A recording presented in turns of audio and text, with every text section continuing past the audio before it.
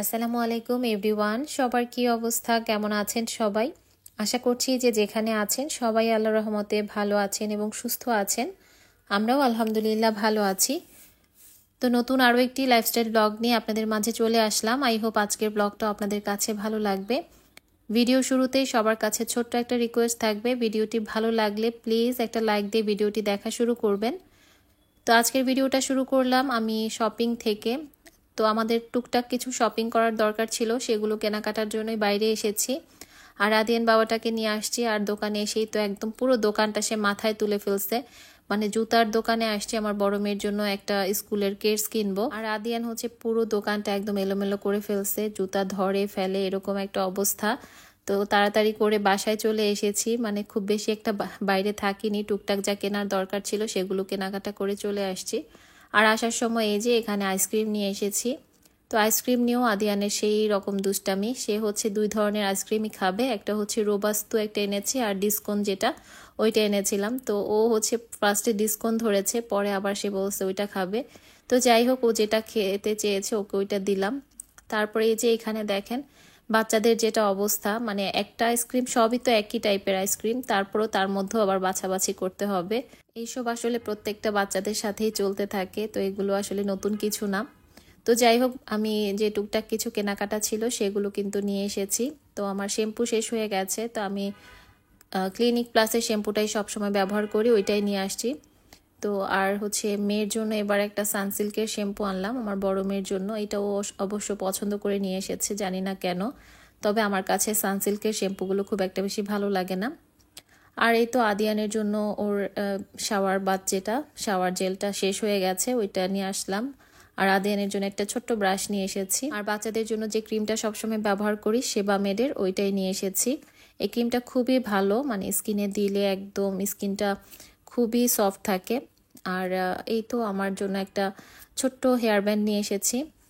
তো আমার হচ্ছে বাইরে গেলে না কিউট কিউট এরকম হেয়ার ব্যান্ড দেখলে খুব ভালো লাগে নিতে। খুব একটা বেশি চুলে লাগাই না, চুলে বেশিরভাগ সময় খোপাই করে থাকি, তারপর দেখা যায় যে কাঁকড়া ব্যান্ডগুলো দেখলে ভালো লাগে কিনতে।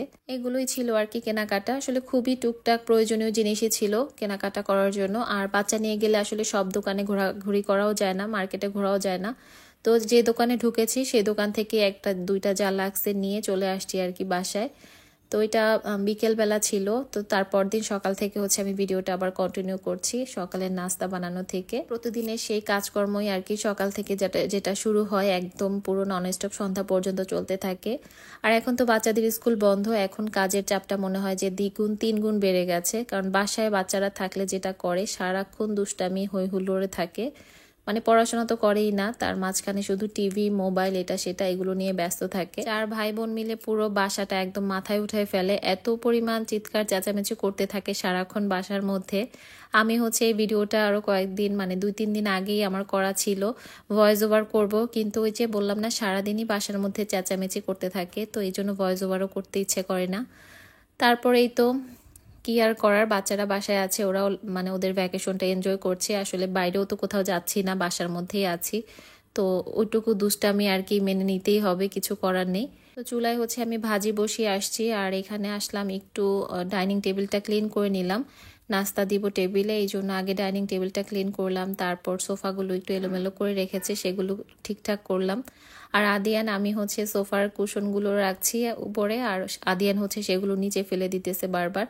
মানে ওর এইটাই কাজ, ও কোনো কিছু যদি উপরে থাকে সেটাও সব কিছু ফ্লোরে ফেলে রাখবে। এই জন্য কিন্তু আমি আমার ড্রয়িং রুমের সোফায় কোনো কুশন রাখি না, সোফায় থাকার থেকে এগুলো বেশি নিচেই থাকে, এই জন্য আমার খুবই বিরক্ত লাগে। এরকম ছোট একটা দুষ্টু বাচ্চা থাকলে আপনি চাইলেও কিন্তু সবকিছু গুছিয়ে রাখতে পারবেন না। আর আমার বাচ্চারা কিন্তু চারজনই ছোট, দেখা যায় যে ঘুরে ফিরে সবাই টুকটাক এলোমেলো করে ফেলে। তবে আদিয়ান একটু বেশি করে, ও যেহেতু কিছুই বুঝে না, তো এটা তো আমাকে মানতেই হবে। তো যাই হোক, আমরা হচ্ছে সকালে নাস্তা করে ফেললাম, এরপরেই যে আপনাদের ভাইয়া আর আমার জন্য 2 কাপ কফি বানিয়ে নিচ্ছি। আপনাদের ভাইয়া অবশ্য কফিটা খেতে চায় না, আমার পাল্লায় পড়ে আর কি এখন একটু খায়। তো ও হচ্ছে সকালে একটু রচা খেয়েছে, কারণ ওর শরীরটাও ভালো না, একটু ঠান্ডার সমস্যা আছে ওর। তো সবকিছু মিলিয়ে শরীরটা বেশি একটা ভালো না আপনাদের ভাইয়ার, তো আপনারা সবাই দোয়া করবেন। আপনাদের ভাইয়া হচ্ছে এমন একজন মানুষ, অসুস্থ থাকলেও আর কি বুঝতে দিবে না যে তার শরীর খারাপ, মানে সারাক্ষণই কাজকর্মের মধ্যে থাকবে, দৌড়াদৌড়ির মধ্যে থাকবে, বাসায় বসে থাকবে না। আমি অবশ্য বলি যে একটু রেস্ট করো, বাসায় থাকো শরীর খারাপ থাকলে, তবে না, সে হচ্ছে কাজের মধ্যেই থাকতে পছন্দ করে। তো যাই হোক, সবাই দোয়া করবেন আমাদের জন্য। আর এখন হচ্ছে চারদিকেই হচ্ছে জ্বর ঠান্ডা এগুলো লেগেই আছে, কারণ ওয়েদার চেঞ্জ হচ্ছে, সবার ঘরে ঘরেই হচ্ছে বাচ্চা কাচ্চা সবাই অসুস্থ হচ্ছে। তো যাই হোক, আমি হচ্ছে আজকে সকাল থেকে ভাবছিলাম যে টুকটাক কিছু রান্নাঘরে ক্লিনিংয়ের কাজ করব, বেশ অনেক দিন ধরেই ক্লিনিং করা হয় না। তো এখানে আমার যে কাউন্টার টপের নিচের যে শেলফগুলো আছে সেগুলো ভাবলাম যে একটু ক্লিন করে রাখি। তো এখানে সব কিছু নামিয়ে আবার সুন্দরভাবে অর্গানাইজ করে ফেলেছি, মুছে টুছে। তো সব কিছু আর শেয়ার করলাম না। তো এই যে এখানে চুলার যে গ্যাসের লাইনের পাইপটা থাকে, তো এখানে আমি খুব বেশি একটা জিনিস রাখি না, যেহেতু গ্যাসের লাইনটা এখানে দেওয়া আছে পাইপটা আর কি। তো এই জন্য খুব বেশি জিনিস রাখলে একটু মানে ওইটার মধ্যে রাখলে আমার কাছে একটু ভয় লাগে, এই জন্য খুব কম জিনিসই রাখি ওই জায়গাটাতে। তারপর এখানে আমার সব রেগুলার ইউজের যে হাঁড়ি পাতিলগুলো আছে সেগুলোই রাখি। আর টুকটাক বক্স রাখি, যে মাছ মাংস ফ্রিজে রাখার বক্স, তারপর এমনিতে খাবার টাবার ফ্রিজে রাখি যে ওইগুলোর বক্স আছে কিছু। তো সব কিছু আমি আলাদা করে রাখি যাতে আমি বুঝতে পারি কোথায় কোনটা রেখেছি। প্রত্যেক মাসে একবার হলেও আমি ক্যাবিনেটগুলো ক্লিন করার চেষ্টা করি, কারণ দেখা যায় এগুলোতেই কিন্তু খুব বেশি তেলাপোকা জমে, মানে তেলাপোকা বাসা বাঁধে। এগুলো যদি অপরিষ্কার থাকে ক্যাবিনেটগুলো, তাহলেই দেখবেন যে পুরো ঘরেই তেলাপোকা হয়ে গেছে। তো এই ক্যাবিনেটগুলোতে আমি মাঝে মাঝে একটু তেলাপোকার যে ওষুধ আছে সেগুলো দিয়ে রাখি, যাতে ছোট ছোট যে পোকাগুলো আছে সেগুলো না হয়। তো আমার গত ভিডিওতে শাহানাজ পারভিন লিপি আইডি থেকে আপু কমেন্ট করেছেন। আপু আসলে অনেক আগেই ট্যাপ ক্লিনারটা আর কি দেখতে চেয়েছিলেন, তবে আমি আসলে সামহাও দেখাতে পারিনি। তো শাহানাজ আপু, আপনার জন্য কিন্তু আমি ট্যাপ ক্লিনারটা খুব সুন্দর করে দেখিয়ে দিলাম। আর এই ট্যাপ ক্লিনারটা কোথা থেকে নিয়েছি সেটাও কিন্তু আপু জানতে চেয়েছেন। তো আপু, এটা আমি দারাজ থেকে নিয়েছি। আর এটার প্রাইসটা কত ছিল এই মুহূর্তে আসলে আমার মনে পড়ছে না। তো আমি হচ্ছে দেখে জানাতে পারবো, যদি প্রাইসটা জানতে চান তাহলে কমেন্ট করবেন। আর এটা আসলে দারাজে আছে, আপনি দারাজে সার্চ করলেও কিন্তু প্রাইসটা জেনে নিতে পারবেন। তো যাই হোক, এখানে আমি রান্নাবান্না করতে আসলাম। আর রান্নাবান্নার জন্য টুকটাক কিছু মশলা লাগবে। জিরা গুঁড়া শেষ হয়ে গেছে, জিরাটা আমি টেলে নিচ্ছি। তো জিরাটা হালকা গরম করে তারপর হচ্ছে আমি এরকম ব্লেন্ডারে দিয়ে গুঁড়া করে রাখি।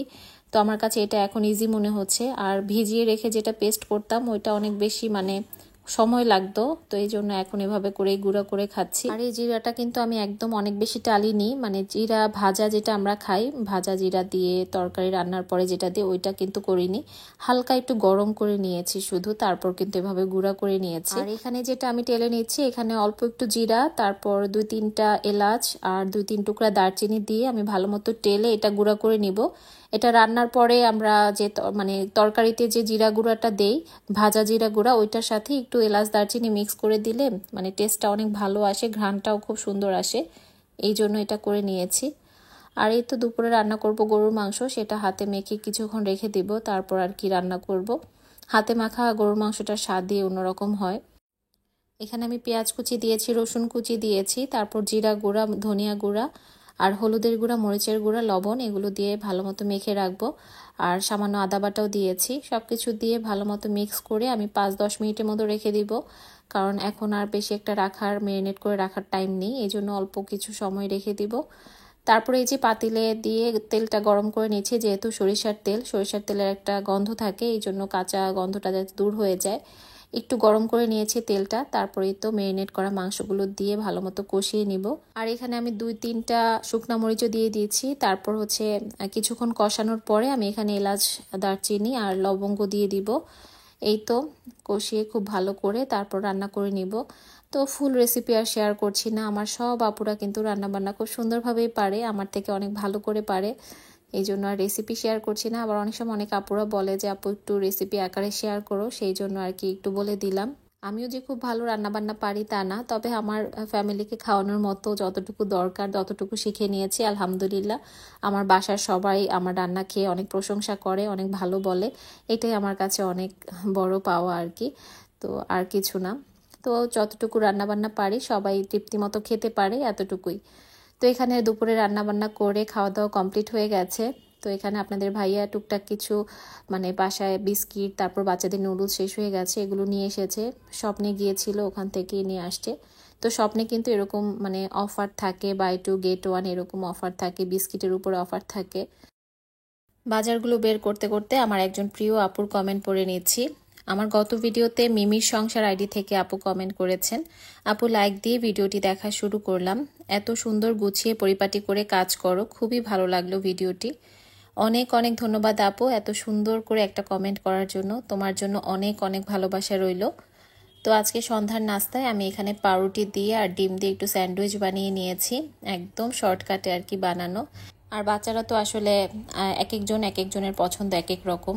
তো আমার বড় মেয়ে হচ্ছে স্যান্ডউইচ খাবে না, তো তাকে হচ্ছে এখানে কেক আর হচ্ছে একটু দুধ দিয়ে দিয়েছি, ওইটাই খেয়ে নিবে। তো এখানে আমি আপনাদের সাথে একটা পার্সেল ওপেন করে শেয়ার করছি। এটা এসেছে হচ্ছে রোজা ফরহাদ চ্যানেলের রিমা আপুর কাছ থেকে। আমার আপুরা হয়তোবা বুঝতে পারছেন যে এখানে আমি কি এনেছি। তো আপু হচ্ছে নিজের হাতে অনেক ধরনের ভেষজ উপাদান দিয়ে তেল তৈরি করে চুলের জন্য। তো আমি আপুর কাছ থেকে অর্ডার করেছিলাম, তো আপু হচ্ছে 2 দিনের মধ্যে পার্সেলটা দিয়ে দিয়েছে। তো এই যে এখানে আমি পার্সেলটা ওপেন করছি। আমি 2টা অয়েল নিয়েছি, হেয়ার অয়েল। আমার যেহেতু 2 মেয়ে আছে আর আমি 3 জনের জন্য, একটাতে হবে না, এই জন্য 2টাই অর্ডার করেছি একসাথে। তো আপু হচ্ছে খুব সুন্দরভাবে প্যাকেজিং করে কিন্তু তেলগুলো পাঠিয়েছে। তো এখন হচ্ছে আমি আমার ছোট মেয়ের চুলে একটু দিয়ে দেখছি। এই পার্সেলটা এসেছে 2 সপ্তাহের মতো হয়ে গেছে। 2 সপ্তাহ ধরে কিন্তু আমি তেলটা ইউজ করছি। আমার কাছে তো অনেক বেশি ভালো লেগেছে। আমি সবসময় বিভিন্ন পেজ থেকে হেয়ার অয়েল কিনেছি, তো আপুর কাছ থেকে ফার্স্ট টাইম আমি অয়েল আনলাম তেল, মানে মাথার চুলের জন্য। তো আমার কাছে অনেক ভালো লেগেছে। আমি সপ্তাহে 2বার করে ইউজ করছি, তো ভালোই লেগেছে। সামনে হয়তো বা আরো ভালো ফল পাবো ব্যবহার করতে করতে। আমার মেয়েদের চুলেও দিচ্ছি। ইদানিং আসলে ব্যস্ততার কারণে চুলের একদমই কোনো যত্ন নিতে পারছি না, তো এই কারণে আমার কিন্তু প্রচুর হেয়ার ফল হচ্ছে। আবার তেলও দেখা যায় যে দেই না, অনেক সময় শ্যাম্পু করি তবে সপ্তাহ শেষ হয়ে যায়, তেল দেই না। তো আপুর তেলটা আমি 2 সপ্তাহ ধরে ইউজ করছি, আমার কাছে বেশ ভালোই লেগেছে। তো ইনশাল্লাহ সামনে ভালো ফলাফল পাবো। তো এখানে আমার মেয়েকে দিয়ে দিলাম। আমার ছোট মেয়ের চুলগুলো আমি কেটে দিয়েছি কিছুদিন আগে। আসলে বড় চুল এত ছোট বয়সে মেনটেন করাটা একটু কঠিন, এই জন্য কেটে দিয়েছি। তো যারা আপুর তেলটা নিতে চান, আমি স্ক্রিনে হচ্ছে আপুর পেজটা দিয়ে রাখবো, আপনারা কিন্তু ওখানে আপুর সাথে কথা বলে তেলটা নিতে পারবেন। তো এই যে আজকের ভিডিওটা আমার এই পর্যন্তই ছিল। সবাই ভালো থাকবেন, সুস্থ থাকবেন। আল্লাহ হাফেজ।